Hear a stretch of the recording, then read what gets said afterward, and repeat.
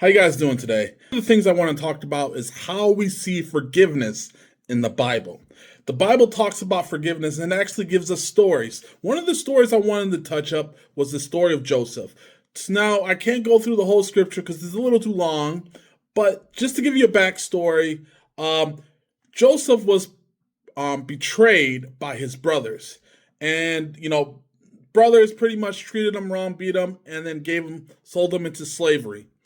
And when he was sold into slavery, he was in Egypt, and he was thrown in prison, and then he was redeemed eventually and was second in command of all of Egypt. But pretty much everything that was done in Egypt at that time was gone through Joseph because because God had put him in that position.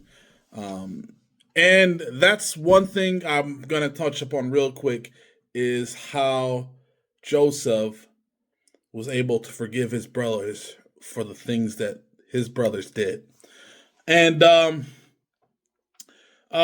forgiveness is for big wounds too. That's what we.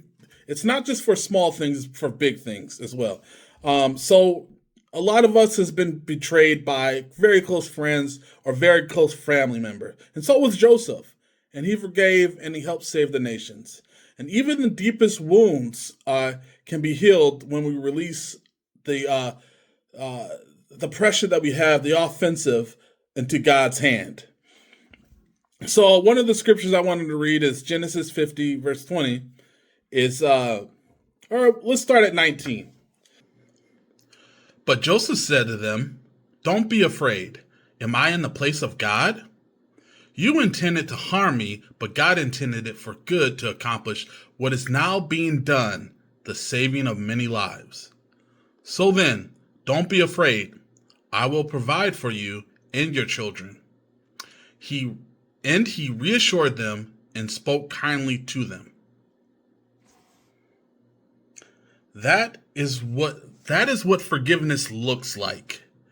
Now, it's not saying that you weren't wronged, you weren't hurting, but it's treating people with kindness after they have wronged you. Have a good day.